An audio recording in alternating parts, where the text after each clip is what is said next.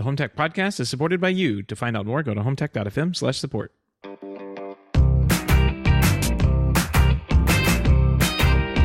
This is the HomeTech podcast for Friday, March 1st. From Sarasota, Florida, I'm Seth Johnson. And from Denver, Colorado, I'm Jason Griffin. How you doing, Seth?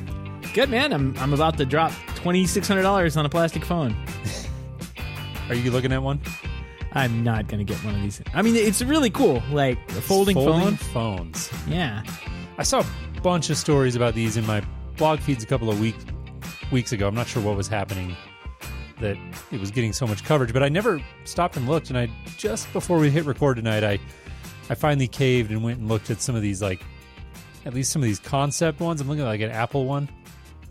It's No. neat. Samsung is launching one. I don't think Apple's doing one. No, this is like just a fake, like what it might look like. I don't know. When I heard folding phones, all I could think about was like hipsters carrying around like the actual old folding phones that we used to have. Like the flip phones. You're talking about flip phones. Yeah, and like we moved past those for a reason. Yeah, no. These are like picture a screen that you can fold in some, like a screen, just an entire piece of screen that you fold in half. And that's what two companies came out. The reason you saw it is because like there were two companies that came out with this thing last week, Samsung and Highway. I don't remember how to pronounce this. This is one of those we're gonna have to call somebody over in China and get them to pronounce. Hey, better you than me. Yeah. So we'll get. It's not Xiaomi, so we know how to pronounce that one. This one got me. We got that one down. Yeah. Still got some work to do on Huawei. Okay. Huawei. This is how we get it. This is all right. See, I've heard that before. Thank you, Anthony, in the chat room. Yes, thank you, Anthony. Yeah, so I've heard that one before, but I didn't know they were coming out with a folding phone, and they actually have probably the better looking model. Unfortunately, I found out, how much these things cost, which is like crazy expensive, or more than $2,000. And second, I found out that they're like made out of plastic. So at first I was like, oh, I'm going to break this thing. You're going to give me a phone that has a screen on the front and the back. Done. Like there's no chance that thing's surviving more than 15, 20 minutes. At least you're honest with yourself. Yeah. $2,000 phone. But to pay $2,000 to $3,000 for a plastic folding phone, I don't know. You're gonna have to give me a couple of years for this technology to advance. It looks awesome. This is like really cool. Like this is sci-fi of our childhood, right? This is the stuff that they were like, they couldn't even make CG do right when we were growing up, but it exists now. This stuff exists now, and it's really cool looking. And but it's going to be a while before it gets to be like something you and I would want to go out and get. I think it's going to be a while. Yeah, they're definitely pretty neat looking, I have to say, but I am not going to be on the early adopter curve of this, which is pretty typical for me. I'll wait this one out, but the way technology moves these days, it'll be here before you know it. But we are not a cell phone show, so let's jump in and talk some smart home stuff. Seth, what do you say? Let's do it. Snap AV has become the sole distributor of home automation company Claire Controls. Seth, I think you used to work there, right? Yeah. All right. Long time ago. I think it was a different company. Yeah. And is also partnering with Alula for alarm products. I have to admit I was not familiar with them. Claire, for those of you who don't know, offers a hub that starts at less than $200, plus attachments for building out a complete automation system, including video surveillance, energy management, security, lighting, control, and multi-room AV and more. Last year, Claire teamed up with security system provider Alula to create a fully integrated security and automation platform for dealers that includes recurring revenue for alarm monitoring. Snap AV will sell the Alula products under the Claire Secure brand. Yeah, interesting. When I was there, we did not have a $200 anything. When I was there, they were basically their entire automation. It was basically like a Savant, like competitor, I guess. So like they were basically basing everything off the Mac Mini. So I mean, you start with a $600 price point on a build on part of your product that you're build with. You're going to automatically be up in the $2,000 range for a controller, and that's pretty much where we were. So I can say that they've done a lot of work since I departed the company probably 6-7 years ago. It's been a while. So yeah, I got to say it's a completely different company with completely different technology, but the app kind of looks the same. kind of looks still the same. plugging away. Yeah, they're kind of a quieter company in terms of, at least on our show, and I'd say in the press in general. But yeah, I know I hear them come up periodically, and I think they've tried to do some interesting things in terms of their go-to-market strategy, like working more directly with builders and stuff like that. Exactly. So yeah, good to see them still plugging along, and hopefully this will be a good deal for them and for Snap. Friend of the show, Home Technology Association, the HTA, wrapped up its first full year in 2018 with some solid momentum, achieving 135 HTA-certified integration firms in 64 markets. HTA goals are to raise the visibility of the home technology integration firms and establish relationships with architects, builders, and designers. Here's a quote from Josh Christian. The Home Technology Association's inaugural year was a great success, and 2019 is off to an equally exciting start. HTA certified technology integration firms are telling us they have experienced unprecedented success in the marketplace, with many reporting their best year ever. That's pretty cool. I was happy to see these guys pop up. Wow, when did they come onto the market? Yeah, I mean, I think it was like we knew about them a little bit ahead of time. Yeah. But they were kind of like underground for a little bit, and then they popped up. But I'm seeing like, I mean, obviously CD is trying to replicate this too. But man, I'm really, it's really awesome to see they have 135 firms, because I looked at their, like, when we talked to Josh about his, like, what their standards were, and they're super high. It's not easy to become certified. Yeah.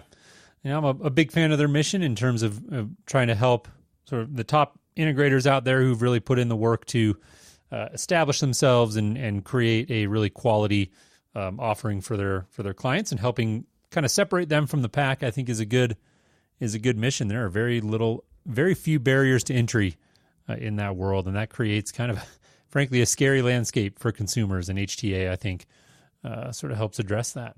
After unveiling them for the first time ever to the public at CES 2019 in January, Sony has announced pricing and availability for some of its ultra-premium 4K HDR LCD TVs. Wow, that's a mouthful. New editions of the X950G series will be available both in stores and online as of March 12th, so coming right up. Prices for the X950Gs start off at $1,400 for the 55-inch, and go up from there. $2,200 for a 65-inch and $3,500 for the 75-inch. There's also an 85-inch version coming out, but we do not have pricing on that one yet. So definitely a premium offering here compared to, what you can get for a 55 or 65-inch TV these days. But Sony always makes a really, really great set, so I'm sure these will be no exception. Yeah, I'm really proud of them for sticking to, like, let's just increment these in 10 inches. 55, 65, 75, 85. Done. No, like, you get a set. You want a 72? We have a 72 in there. We'll just throw that randomly in there. You don't like that, huh? I hated those days. Like, just make some standard sizes and get them right. Out there, so.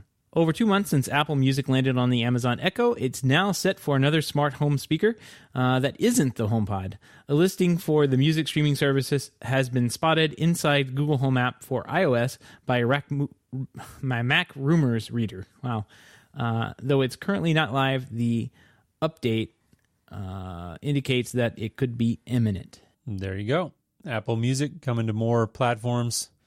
I guess that's a good thing, right? I'm not an Apple Music user. Are you? They offered me a free trial the other day, and I was like, no thanks. Like, I don't listen. I mean, I guess we're getting into it a little bit more with my daughter, like listening to music and that kind of thing. We've pretty much got her singing Queen songs, which is pretty awesome to hear a 2-year-old trying to sing Radio Gaga. But we're not really like huge on the music. Like, when I listen to something, it's a podcast, right? So, yeah. No Apple Music with here. You there. No Apple Music. No, I use Spotify. I use a free version on my computer while I'm working, but I'm with you. I don't listen to a ton of music, and most of what I do listen to I can find on Amazon, and I'm a Prime user anyways, and I've got my Echo up there, so we're kind of covered in that department for now. Right. Moving on from there, in the mode of competitors like AT&T's Watch TV and Philo, Charter is planning a $15 a month TV package that will focus on entertainment cable networks. Called Spectrum TV Essentials, the package will feature more than 60 live TV channels from network groups including Viacom, Discovery, A&E, AMC, and Hallmark. The package will not include major broadcast networks or their affiliated cable channels, nor will it include any regional sports networks. To keep the price down, presumably, is why they're doing that. The service is launching by the end of March 2019, so right around the corner.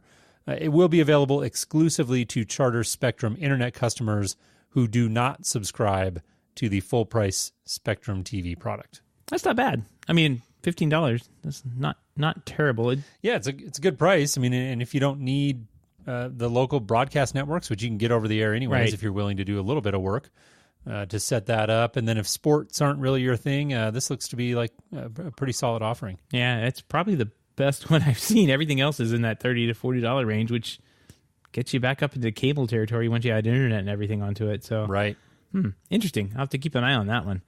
In other cord-cutting news, the rate of consumers dropping their cable satellite TV packages hit the highest level ever in the last 3 months of 2018. Total number of pay TV subscribers dropped 4.1% from the year earlier, the highest rate of decline since the trend of cord-cutting emerged in 2010.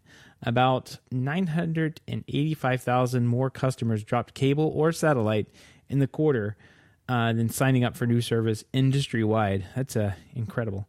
One big change from a year ago seems to be the cooling off of internet-based TV subscribers, though, due to the higher prices that we've talked about in the past, where everything's kind of gone up from like that introductory rate from $30 to $40. The number of additional people who signed up for those type of packages, the internet type packages, totaled 740,000 in the fourth quarter, which is down from 900,000 gain a year earlier. At year end, about 7.6 million people subscribed to one of the offerings, of the internet offerings. The cable bundle has become increasingly unappealing as consumers have turned to more flexible and less expensive video offerings such as Netflix and Hulu. Crazy. It's been an ongoing trend. So definitely something just continue to watch, and major area of evolution for sure. Speaking of that, one last story, wanted to spend a few minutes talking about. Seth, what do you say we indulge in some Apple speculation? Oh boy, we're a little overdue. It's the name of the game here. We're going to get some listeners on this one. Nobody talks about Apple speculation on the internet. Right. This one's a big one though. This is their TV service, and I think Digital Trends did a good write up, and they right at the top of the story they say here's some speculation about what the service might look like, but I found it enlightening because I think it's easy to imagine that Apple would come out with a service that looks a lot like, what Netflix does with sort of a mix of licensed content and stuff like that. But it sounds like they're trying to do something pretty different and sort of, quoting from the story here, by now you've read rumors that Apple is creating a streaming service with original content to compete with Netflix, Amazon, and others. Apple's ambitions appear to go way beyond becoming a production studio, however. Were it to launch a Me Too service with a mix of licensed and original content, it might take a small bite out of the other company's profits, but it would face an uphill battle. Instead, Apple hopes to do what it has always done, create a better way of interacting with the technology at hand, and make that experience the basis of its product. Service is expected to be called simply Apple TV. Yes, that is very confusing, unfortunately, but the piece goes on to sort of outline what all this service could do, like talks about virtual cable box with an unlimited DVR, more than just a collection of content. So, we'll dive in and talk about a couple of these things, but pretty interesting to hear what Apple may be doing. And I know this service has been a long time in the rumor mill, so anxious to see it come out. I think we talked about it a week or two ago, that the rumors are it'll be this spring, like it should be soon, that we can stop speculating. I think there's an event in a month, like March 25th. So April, it's supposed to be like an April 1st launch worldwide. I've heard kind of like going back and forth about like original content versus like, what do they call it? Other content? I'm not sure, but like, I don't know. I'm kind of feeling like this is going to be only Apple content. I don't know. It would be. Yeah. So it says just like in iTunes, personalized recommendations will be under the Genius brand and work in much the same way. But instead of being limited to iTunes, Genius will show you the best matches from everything you have the rights to watch. So it's kind of like, their TV app that they currently have is sort of that universal search type of idea. I think it's sort of rolling that in and then mixing that together with, new original content that we've heard a lot of rumors about Apple doing, and then presumably, obviously, more licensed content as well. That could be big. That's kind of like what we want, right? Like we just want to like pull up an app, and I really don't. Sometimes I really don't care what like Netflix wants me to watch and suggest that I watch. Like it'll come up with some random movie and put it at the top and start streaming like this trailer for it, right? And I most of the times I don't want to see that. So I don't know this, but having like everything kind of all like brought together in one spot where I can go to the shows that I do like to watch.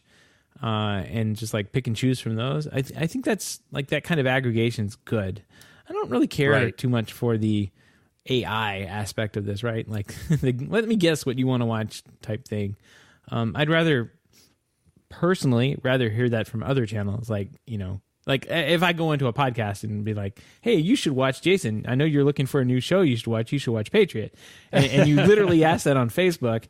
And I'm like, buddy. Chimed in like, dude. Jason, how many times do I have to recommend The Patriot? Problem is, I'm looking for a show that my wife and I can watch together, and I just don't think that one's her style. Yeah, well, I give it a shot. It's got some fun. Give it a shot. Yeah. I've been trying Black Mirror, which apparently I totally missed the bus on that. Yeah, I like it. It's interesting. Not the movie, the series, right? I guess they had the Bandersnatch movie. Anyways, some interesting stuff in this piece, and we'll include a link to it. HomeTech.fm /247 will be our show notes. One other area I wanted to point out, again, I'm going to quote from the story here real quick, one last quote. It says, Apple's new service aims to become the ultimate video aggregator, pulling in content from a wide variety of sources, though its ambitions in this area will be limited by the deals it can strike with players like cable, satellite, streaming video, and live TV companies. Of course, that's going to be a big hurdle. It goes on to say, Apple is expected to build an infrastructure that will be capable of hosting everything. In theory, even free over-the-air local broadcasts could be captured using a massive collection of content servers positioned strategically around the country. As its backbone, Apple could theoretically become the single largest warehouse of licensed video content, period. With Apple's servers acting as a repository for all of its content, its network becomes the ultimate DVR. So pretty interesting stuff there. All speculation again, of course. And it's all really going to hinge on the deals, right? Like that to me is the biggest, most important sentence in that paragraph. What's Apple going to be able to do on the licensing side? They're not going to be able to go in and strong arm their way into all the deals like and just steamroll companies. There's a lot of entrenched interests that they're going to be coming up against. So it'd be really interesting to watch. Yeah, I mean, this article is like a lot of wishful thinking, and if Apple can do maybe 10% of this, I think they'd have a pretty good product on their hands. But like you said, there's entrenched interests in this, and Apple was able to steamroll the music industry, but they were kind of like falling all over themselves with what was happening at the time, with people downloading MP3s, Napster, directly on Napster, yeah. So like that was a market that was kind of like not so much looking for disruption, but also at the same time, like had a lot going on. The video market seems to be doing pretty well, and there are other places to shop at, right? There's other places to go. Netflix and Hulu, Google, YouTube, they exist. Like if you have a show and you're a content creator, you can go somewhere else. You don't have to give Apple everything. So I think the video people have kind of like stuck to their guns on that a little bit more than the music people were able to when the Apple iTunes stuff and iPod kind of like launched and took off so well. Mm-hmm. But here's to hoping. Let's hope that Apple can actually pull something off that is as good as the iPod was for music as it will be for video content and that kind of thing. So. Right. I did hear one thing that I don't really see on here, but I heard it was a rumor or something that like United Airlines or something would have Apple content like on their airplanes, like just preloaded and ready to go. And that seemed like a great marketing idea. Like if you're not even, I don't even know if you even have to be an Apple like TV subscriber, but like if you get on an airplane and you've got like 3 or 4 hours to kill and you see one of these new shows that people are talking about, if all the content's like preloaded on the airplane and you just hop on and you're like, oh yeah, I wanted to check out the show people were talking about, and it's there, and then you may become an Apple subscriber when you get off the airplane 3 hours later, right? So I thought that was a pretty good idea, like to just set up some kind of like working relationship with an airline, and it's the definition of a captive audience, right? Like you can go nowhere. Yeah. That is very, very true. So we'll be interested to see. What do you think? Did we get our Apple speculation fix? Yeah, I'm genuinely curious to what they come out with, and really for them, it's going to be make or break on their like custom the original content that they create. I'm really curious to see what that is. They had a lot of good things like in the works, so and I think the price point's going to come down to it too, right? Because like how many $15 services is the world going to be able to afford, right?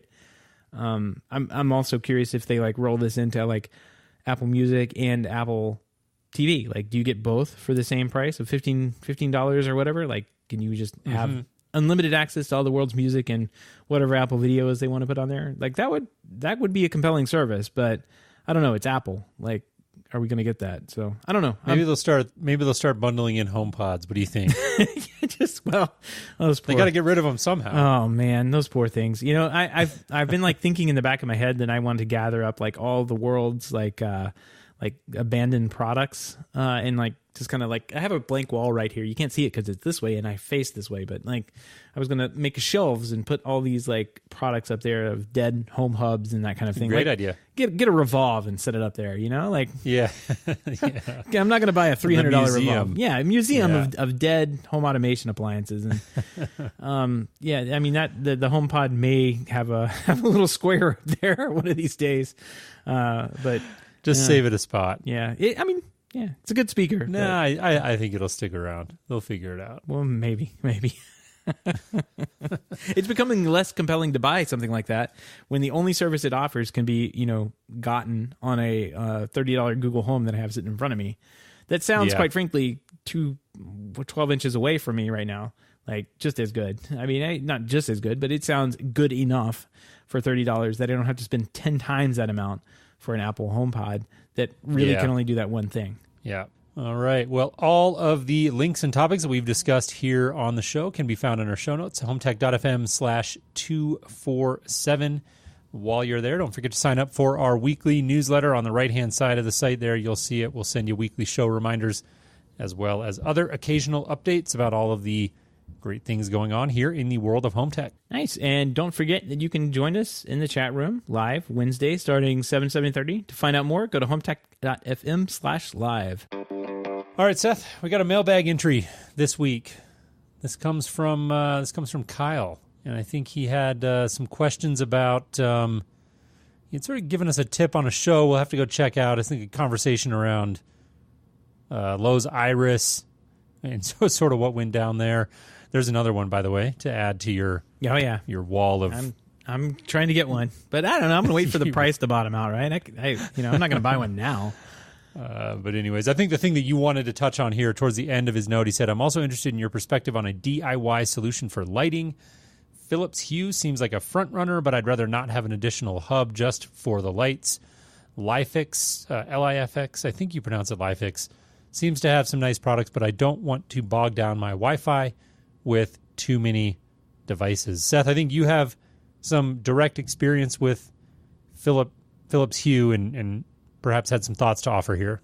Yeah, I mean, so the pricing is, I don't know, similar, if not about the same with Philips Hue. It's a Zigbee-based thing. If I'm remembering correctly, I have one at the house, and I use it for, like, Halloween-type special effects. Like, to me, it's a toy. And I guess I use it almost every day. It's, like, in the chandelier. We have one of these IKEA chandelier things that, like, if I put a colored light in it, the whole thing glows red if I turn the light red. So it's kind of cool. But I don't know. Like it's just a toy to me. And otherwise, just working as a regular like on and off white-ish light, it works fine. And I don't have too many complaints on that. I know that I've heard that like LI Life Fix is like a lot better, I guess. I don't know. It just depends on what you're going for, I suppose. But I really wouldn't worry about bogging down your home network, like your Wi-Fi with these. They're not gonna be streaming video or anything like that. So you're gonna be fine on how they connect in. You may have issues with connectivity if you don't have a good Wi-Fi access point, but I mean that's hard not to do these days with things like Eero on the market. So I think either one of them are great to go with. I personally, even having the Hue, I would probably lean towards the LifeFix now, just because I know that's like probably a little bit easier to get involved in and develop for on the development side. But Hue has a ton of integrations too, so it's kind of like, let's see, the LifeFix works with everything anyway. Alexa, HomeKit, Assistant, Google Assistant, Cortana. What is Cortana? I don't know. Nest, Flick, Infinity, Harmony Remote, If This, Then That, Stringify, SignSense. Yeah. So I mean, it's got a ton of stuff that it works with. Probably not as much as the Philips Hue, but I don't know. It depends on what your goals are. At the end of the day, I don't like these types of systems, these light bulb type systems, because they're just toys. At the end of the day, they're there to enhance the mood, I suppose. Like they're not going to add anything to your lighting at all, other than like color if you need that. But I would, if you're like in a situation where you can't like retrofit switch it, like Lutron, I would say Lutron Caseta all day long, because then you're not buying one bulb, you're buying a dimmer that can do like 5 bulbs, so it would be great to do that over something like this, where you lose the ability to do like color dimming and that kind of thing.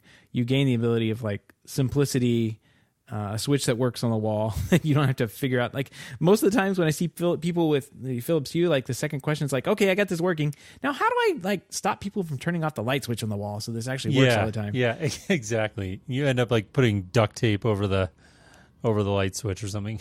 Yeah. So I mean, like that's not the best product experience for everyone else in the house. If that is a use case, I don't know. Like, so to me, these seems like little toys that it's great that they change colors and that's awesome, but it's a toy at the end of the day.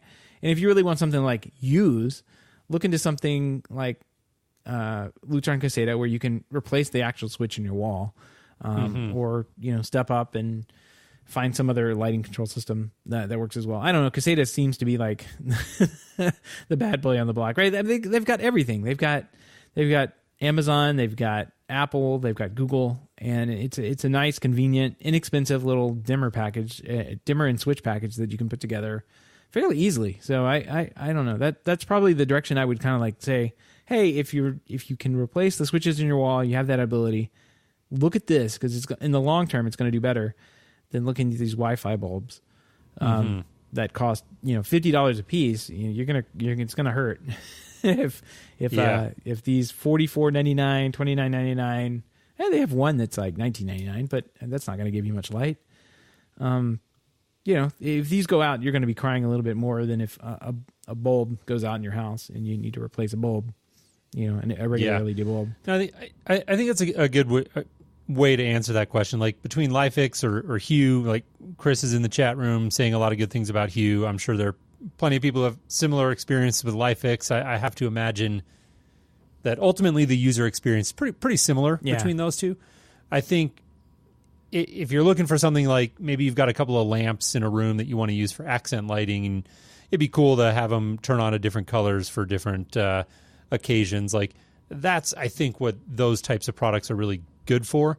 And to your point, if it depends on what you're trying to do. Like if you're actually looking for a more functional way to control your lighting in your home, like day-to-day use case, then you're much better off looking at an in-wall lighting where the intelligence lives in the wall. The intelligence lives at the dimmer or the switch, not in the light bulb itself, right? So that's where you get into Lutron Caseta is probably the front runner there. I would agree with that. So it really just depends. Like if you're looking for a way to do some accent lighting or something kind of fun. Hue or LifeX were great for that. Or if you're in an apartment, like I have to think about like the times I was in college, and I would personally swap out the crummy little like thermostat they had on the wall with a connected thermostat, because that's just what I did. Yeah.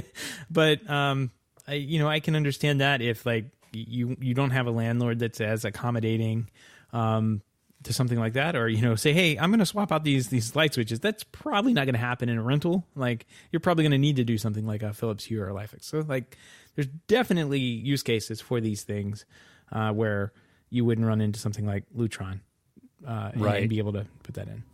Right. All right. Well, thank you so much for the note, Kyle. We do appreciate you reaching out, and hopefully that answer helps get you steered in the right direction. Moving on from there, Seth, picture of the week. And this one is cool. And you sent me a shot of this midweek and had it tied into our Patreon page. And I still got it tied in. Yeah, you've got it tied in. Cool little, called, I guess, pronounced LaMetric. And it's like the size of like maybe a little Bluetooth speaker. If you picture that, like one of those smaller rectangular Bluetooth type of speakers you would put on the countertop. And it's like, I guess it's a clock primarily, but that's not even doing it justice. Like, it ties into different services and apps, and you can have it display all kinds of stuff ranging from the temperature. You've got it hooked up to our Twitter account to see Twitter followers, our Patreon page to see where we're at with contributions there. A whole bunch of different stuff you can hook this into. So it's kind of a neat little device you can put around your house. And I presume, Seth, that it just sort of cycles through the different apps that you have it linked with. Yeah, so you can actually configure that. Like, it has a lot of settings that I was pretty well pleased to have. I don't know if you can see it. Like, it's got the clock. I can press the button on top and get to, there's our patron. There's our patron followers. Twitter and the weather. You see that temperature, Jason? It's 70 degrees. Yeah, 70 degrees. What do you? We're getting close to spring here. We'll be there soon enough. You'll catch up, right? Yeah, that's it. So it cooled off actually for that temperature. I'm kind of surprised. But it's got a bunch of stuff built into it. I can tie my Sonos into it and see what's playing on there. It'll cycle, kind of like a ticker type thing and kind of run through. You can set it up to cycle through. You can set it up to press the buttons like I just had to do there, or you can actually set it on a schedule. So at certain times it'll change to different things. There's also a development side to this that I've already kind of like got into, because like I hooked it up to my work to see how much each day that we had sold. We have cool. we have our, so like I can see, like, just look over and see where we are with sales for the day. So I thought that was a fun little use case that I'm, could do pretty quickly since I have, development access to both sides of this. And, I was able to set up in probably about an hour's worth of work. It wasn't very, very much to do. Everything is kind of done through their web portal online, and then a little app gets installed to the device. It's all set up like over your iPhone. So kind of like apps, I guess. Like, you just add an app in and it gives you a little square and you tap on that to configure it. So it works just like what you would find on your home screen of your iPhone, your Android, within an app. So the interface is super easy and easy. There's a ton of settings. Like, if I wanted it to be in centigrade rather than Fahrenheit, I can do that. There's all sorts of stuff. 24-hour clock.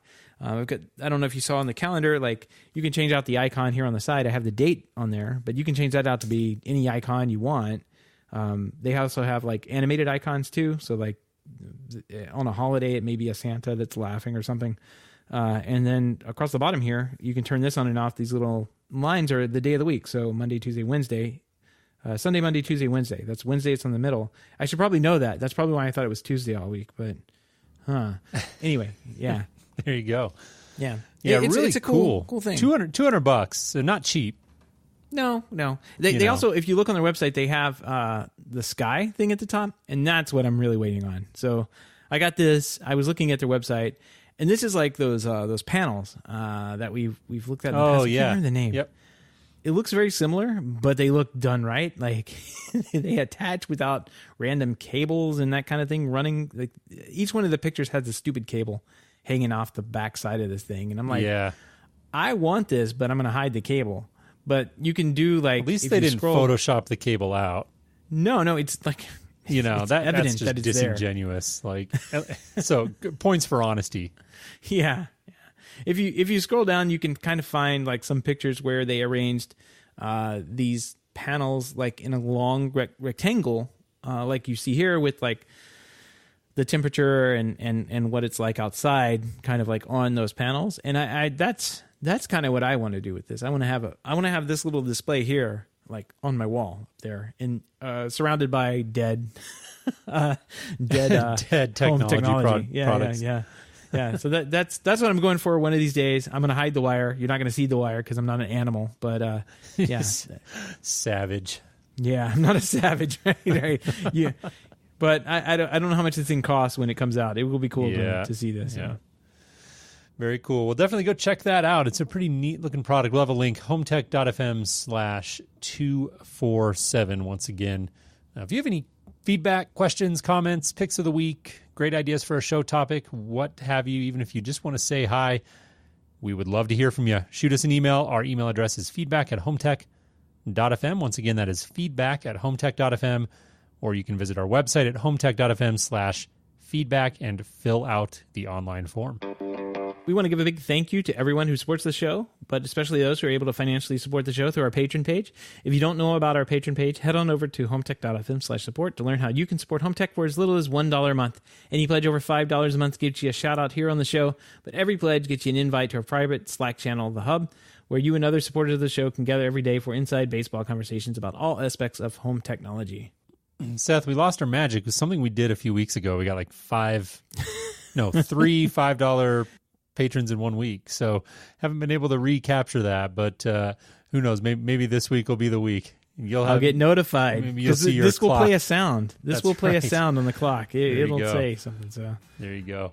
If you cannot support the show financially but want to help us out, we totally get it. Would greatly appreciate a review on iTunes or your podcast app of choice.